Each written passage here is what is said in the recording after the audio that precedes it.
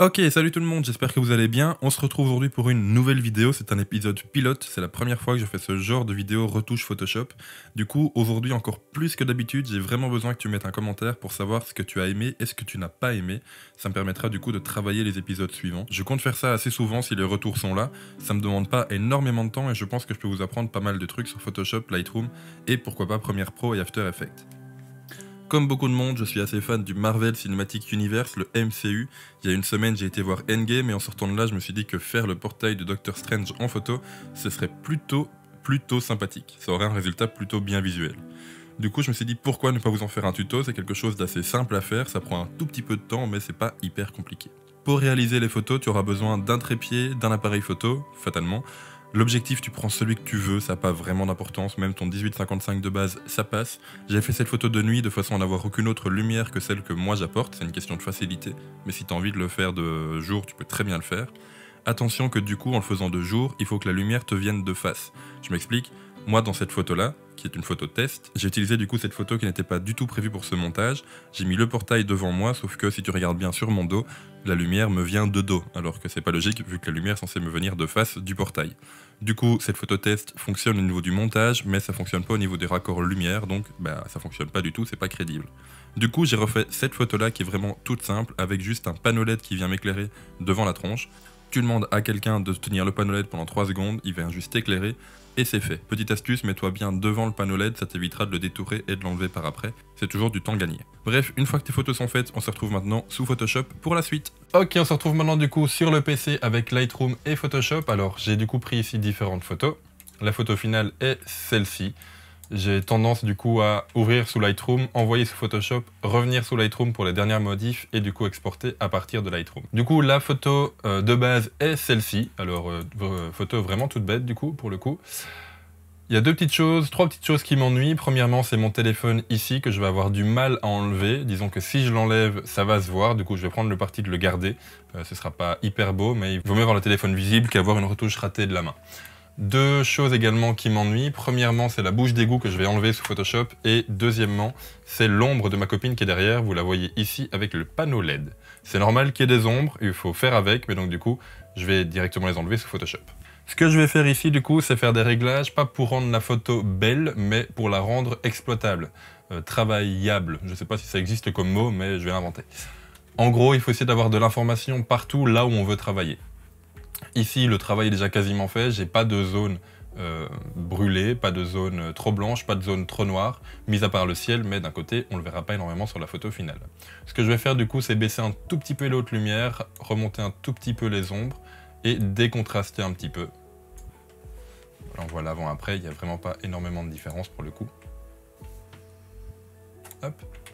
Et donc du coup, je vais copier tous ces réglages, copier les paramètres, hop, les appliquer aux autres photos que j'ai prises. Du coup, il y a différentes expos pour le ciel, je pense pas m'en servir, mais on sait jamais, et différentes expos pour le sol, du plus clair au plus sombre. Je vais du coup coller les paramètres sur ces photos-là. Hop, je vais tout sélectionner en maintenant Maj, contrôle pardon, plutôt. Clic droit, modifier dans ouvrir en tant que calque sous Photoshop et ça va s'ouvrir. Ok, on se retrouve ici du coup sous Photoshop, je vous montre rapidement ce que ça donne à la fin. Vous allez avoir cette photo là avec du coup plein de différents calques, dont celui-ci qui ne sert à rien au final. Ça a l'air assez compliqué comme ça, mais quand on y va pas à pas, franchement c'est tout simple.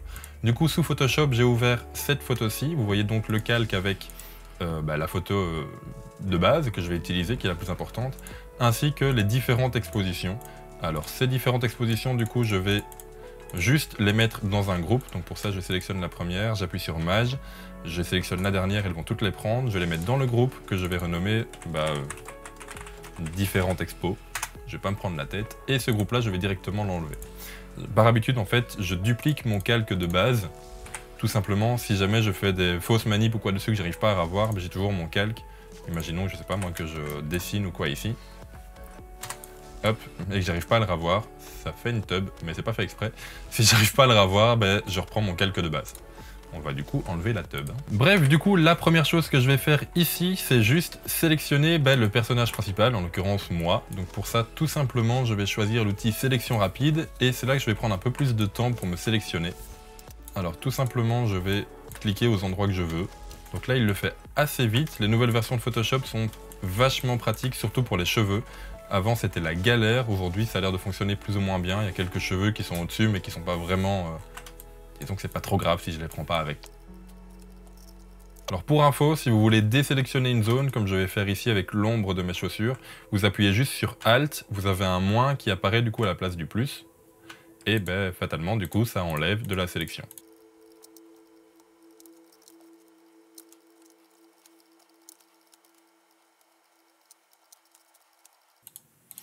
Juste petit truc pour naviguer plus vite, lorsque vous êtes sur un autre outil, maintenez la barre espace et votre outil est remplacé par une main, ce qui vous permet du coup de naviguer dans votre photo sans à chaque fois aller devoir rechercher la main dans la barre d'outils qui est à la gauche. Pareil du coup, un autre petit raccourci qui va vous servir sur tous les montages Photoshop que vous allez faire. Lorsque vous maintenez Alt et que vous utilisez la roulette de votre souris, vous zoomez ou dézoomez. Et si vous enlevez le Alt et que vous utilisez la souris, ben du coup vous montez ou descendez de la photo, tout simplement. Ok, ici le détourage a l'air plutôt bon, mais pour le retravailler par après, je ne vais pas simplement cliquer droit et choisir le détourage.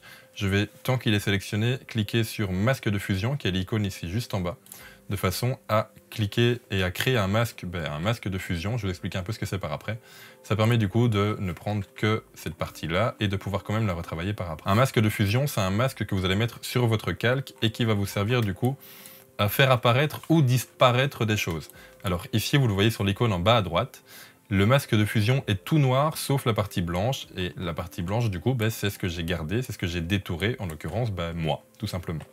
A savoir que du coup, lorsque vous cliquez sur votre masque de fusion et qu'il est sélectionné, donc pas sélectionner le casque comme ceci, le calque pardon, mais bien le masque, si vous prenez un pinceau, donc avec le raccourci B, et que vous êtes du coup en noir pardon, vous allez enlever de la matière, donc on voit ici que du coup je m'enlève.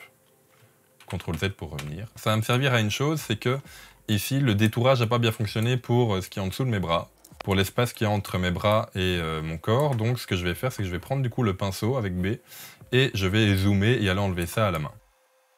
C'est une des parties qui prend le plus de temps, mais ça va être du coup le plus important parce que si votre personnage n'est pas bien détouré, le montage va pas du tout être crédible. Donc ici je le fais assez vite pour les besoins de la vidéo, mais pour la première photo que j'ai faite, mais pour ma photo personnelle, j'ai pris du coup entre 10 et 15 minutes juste pour enlever toutes les petites taches noires.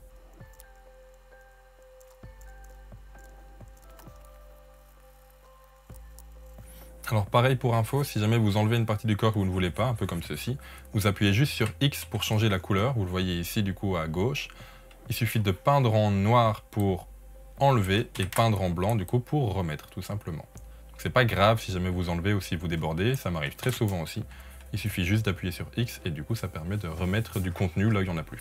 Alors on profite, tant qu'on est vite sur le masque de fusion, pour vous présenter l'outil pinceau. Alors c'est un outil que vous allez utiliser très souvent, en tout cas le masque de fusion j'utilise très souvent. Il a 2 ou 3 particularités. Quand vous cliquez droit, vous avez une petite fenêtre ici qui apparaît avec 2 options dispo. Le premier c'est l'épaisseur, c'est tout simplement la taille de votre pinceau. Vous voyez ici que du coup le pinceau est juste énorme. Pour gérer l'épaisseur, vous pouvez juste le diamètre, pardon, vous pouvez juste simplement maintenir Alt et avec le clic droit de votre souris aller à gauche ou à droite pour l'agrandir. Et deuxième option, c'est la dureté. Alors la dureté, ça va être un peu compliqué à vous expliquer ici, mais en gros, si vous mettez une dureté à 100%, il ne va pas y avoir de dégradé à votre pinceau. Il va y avoir tout simplement du coup un trou, comme ceci. Tandis que si jamais vous mettez une dureté à 0%, vous allez avoir un dégradé un peu comme ceci. Vous voyez la différence? Du coup ici, je préfère une dureté à 100% de façon à enlever les petits bords noirs sans pour autant avoir un dégradé qui va enlever les morceaux de mon pull. Ici avec mon pantalon, il a eu quand même pas mal de mal à faire la différence entre la route et le tissu. Donc n'hésitez pas à repasser tout simplement en remettant un peu de route et en refaisant le détourage vous-même.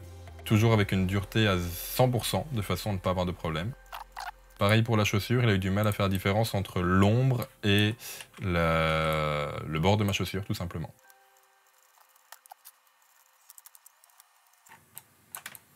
De nouveau dans les petits coins, il a du mal à bien tout sélectionner, donc n'hésitez pas à repasser pour enlever toutes les traces d'ombre. Ici en plus j'ai un pull blanc, donc ça va se voir très fort si je les laisse. N'hésitez pas à zoomer à fond de façon à voir les pixels. Ici, c'est assez marrant à voir, mais on peut deviner que les pixels beige sont ma peau, les pixels blancs, mon pull qui est assez illuminé, le gris ici, c'est le pull qui n'est pas illuminé. Mais du coup, on voit facilement que le noir n'a rien à faire là, et c'est juste les traces de la route que le Photoshop a mal détouré. Ça me paraît plutôt bien détouré. Maintenant, de nouveau, pour la vidéo, je fais ça assez vite. N'hésitez pas à prendre votre temps pour bien faire ça. C'est un élément essentiel pour la suite, parce que je pense que vous avez compris, entre la route ici, du premier calque, et mon corps que j'ai détouré, et bien entre les deux, je vais évidemment mettre le portail. Tant qu'on y est, on va rapidement enlever la bouche d'égout qui est ici. Ça, c'est un élément qu'on risque de retrouver du coup sur la photo, donc je préfère l'enlever. Toujours un peu moins de tâches. Ok, donc pour enlever la bouche d'égout, je vais prendre l'outil correcteur localisé qui se trouve ici, le sort de pansement. Raccourci clavier, c'est le J. Et je vais tout simplement, du coup, cliquer dessus de façon à l'enlever. Alors ça fonctionne moyen, mais il ne faut pas que ça soit parfait, étant donné que le portail va arriver devant. Il faut juste avoir un semblant de route. Franchement, c'est pas quelque chose qui est très très grave. Maintenant, de nouveau, si vous voulez y passer un peu de temps, c'est à votre choix, mais ici, il faut surtout qu'il soit disparu surtout. Ici, j'ai bien pris le temps de le faire, et vous voyez que du coup, il n'apparaît plus. On va passer du coup aux images des portails. Alors, ce sont 3 images que je vous mets en téléchargement en description de la vidéo. Si je ne me trompe pas, c'est une image avec de la laine de fer. La deuxième, c'est une éclipse, et la troisième, c'est également de la laine de fer, je pense, mais différente apparemment, qui fait un peu moins d'éclat. On va prendre les 3 images qu'on va mettre du coup dans notre montage. On va masquer le calque où je me suis détouré pour le moment, on n'en a pas besoin. On va masquer 2 des 3 calques et utiliser le troisième. Alors le troisième, du coup, pour bien le placer, je vous invite à baisser l'opacité, à le mettre à 50%. Tout simplement parce qu'on va jouer avec la taille maintenant et qu'en baissant l'opacité, vous allez pouvoir plus facilement le placer. CTRL-T pour faire apparaître CTRL-T pour transformer le calque. Vous l'agrandissez et vous le placez à l'endroit souhaité. Alors personnellement, je le veux assez grand. Je fais apparaître l'autre que je mets également à 50% d'opacité de façon à le placer correctement. Je vais essayer que les cercles soient plus ou moins de la même taille. Maintenant, ça fait un pas à 2 cm. Et pareil pour le troisième que je viens placer. 50% d'opacité, CTRL-T. Hop, ils sont plus ou moins de la même taille. Nickel. Je désélectionne les 2 premiers pour travailler avec le troisième. Les différents calques, on va changer leur mode de fusion, on va les mettre en superposition, tout simplement. On appuie sur 0 pour rendre l'opacité à 100%, s'il veut bien. On remet l'opacité à 100%, voilà.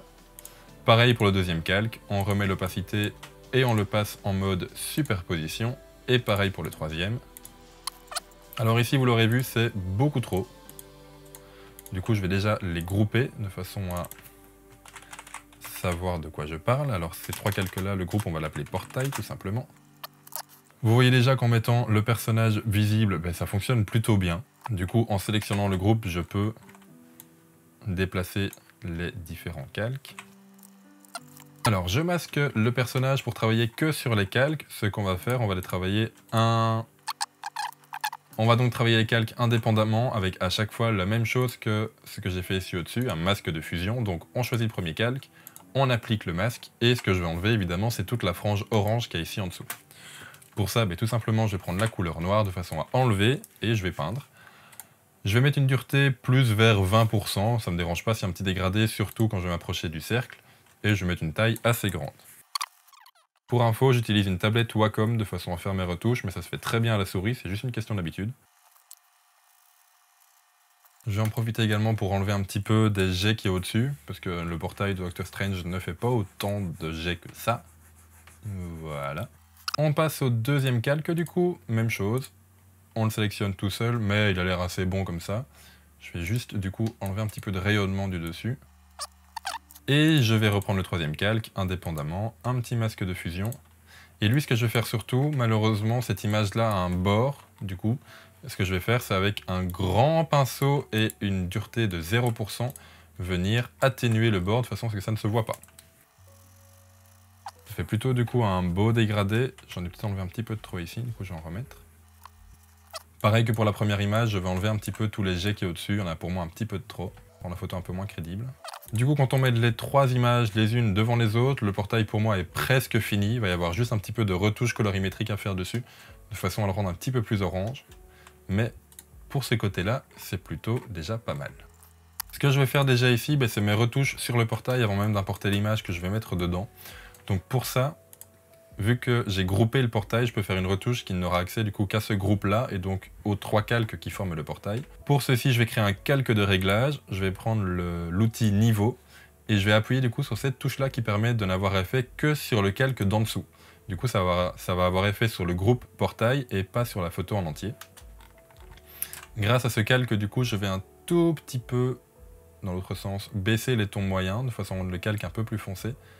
Et je vais un tout petit peu baisser les hautes lumières, pas énormément, mais je vais passer à mon avis à 247, 248. Voilà. Ça permet du coup de faire l'avant-après. C'est pas grand chose, mais ça permet de foncer un peu le calque, ce qui rend l'image un peu plus crédible. On fera à mon avis d'autres retouches sur le portail une fois l'image intérieure mise, tout simplement, de façon à rendre le tout un peu crédible, mais jusqu'ici, ça me paraît plutôt pas mal. N'hésitez pas à faire du coup un peu un dégradé sur le sol, de façon à rendre l'image un peu plus douce. Ici, je prends pas le temps de le faire pour le tuto, mais prenez un peu le temps du coup. J'ai du coup mon personnage qui est devant le portail, il ne reste plus qu'à importer l'image qu'on va mettre du coup dans le portail. Pour info, j'ai pris cette image-là, qui est une image prise au drone. Vous prenez l'image que vous voulez. Moi, je trouvais que celle-là matchait plutôt bien avec le décor. On le prend, on le glisse et on vient le mettre du coup ici. Pareil que pour les portails, quand je les bougeais, je baisse l'opacité à 50%, de façon à plus ou moins le mettre à l'endroit où je veux. Vu qu'il y a une espèce de rivière, je vais essayer de le mettre à ma gauche, de façon à avoir une ligne un peu directrice dans le portail. CTRL-T pour diminuer un peu la taille. Ouais, je vais mettre un peu de ciel également dedans. Hop. Voilà, une fois qu'il est placé, je remets mon opacité à 100%. Du coup, vu comme ça paraît un peu débile, mais maintenant il faut aller chercher dans le portail. Donc je vais enlever toutes ces images-là. Et je vais prendre le portail qui fait le tour, si je ne me trompe pas, c'est celui-là. Effectivement. Dans ce portail ici, c'est celui qui est le plus fermé, si je peux dire ça comme ça, qui est le plus opaque. C'est lui qui va vraiment délimiter l'image, donc ici je vais vraiment chercher l'image du coup. Quand on enlève du coup le dernier calque, on voit ici, et à mon avis on voit même le monsieur qui utilise la fibre de verre de façon à faire le cercle. Bref, je vais utiliser comme quand je me suis détouré moi l'outil sélection rapide, qui est le raccourci clavier W, je vais augmenter un petit peu, et je vais du coup venir ici tout simplement choisir le cercle. Je le fais très rapidement, je pense que je le modifierai un peu après avec le masque de fusion, comme lorsque je me suis développé. Une fois la sélection faite, je n'appuie sur rien d'autre, je clique sur mon calque d'image que je vais du coup ici interposer, et sans rien faire d'autre, je clique du coup sur le masque de fusion, ce qui va me permettre de créer un masque de fusion avec la sélection que je viens de faire, et lorsqu'on remet tout en place, hop, ça permet du coup d'avoir l'image déjà bien en place. Comme je vous l'ai dit, je pense qu'après avec le masque de fusion, je vais venir mettre du coup l'image jusqu'ici, jusqu'au sol, et atténuer un petit peu les bords, mais pour le moment ça me suffit. Ce que je vais faire directement par contre avec l'image pour la rendre plus crédible, c'est lui mettre un petit flou. C'est pas normal qu'elle soit aussi nette que mon personnage qui est à l'avant. Il y a un petit problème du coup à ce niveau-là. Donc je sélectionne mon image, pas le masque de fusion mais bien l'image. Je vais dans filtre, flou, flou gaussien, et là je vais appliquer un flou de, 4, 5. Ça c'est au goût, je vous conseille pas d'en faire un de trop, ce serait pas beau du tout. Ni d'en faire un trop peu, donc 4.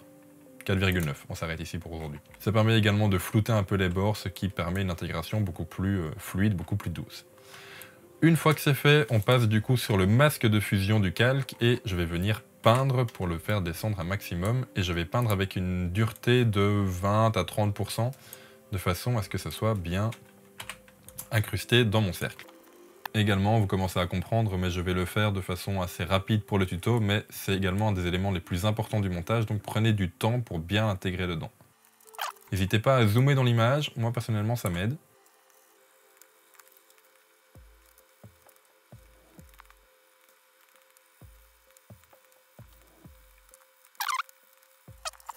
Comme je l'ai dit, c'est vraiment un des éléments importants, donc prenez vraiment bien le temps de le faire. Ici, je l'ai vraiment fait en 3 secondes à l'arrache.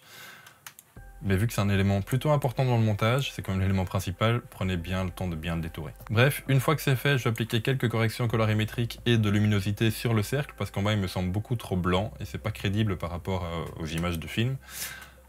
Et une fois que ce sera fait, je vais à mon avis éclaircir un peu le ciel avec les différentes expositions, histoire de vous montrer comment faire ça, et on va s'arrêter là du coup pour aujourd'hui. Je vais créer un nouveau calque que je vais mettre au-dessus du portail. Et je vais tout simplement aller chercher avec Alt la couleur orange qu'il y a ici. Voilà. Que je vais mettre du coup à 10% de pinceau ici au-dessus. Et grâce à ce calque, je vais venir avec une dureté de 50-60%. Venir recoloriser, remettre en couleur les zones qui sont trop blanches. Ça va me permettre deux choses. Déjà de 1, de reprendre de la couleur, tout simplement. Et de 2, d'assombrir un petit peu le calque. Et du coup, le portail de Doctor Strange.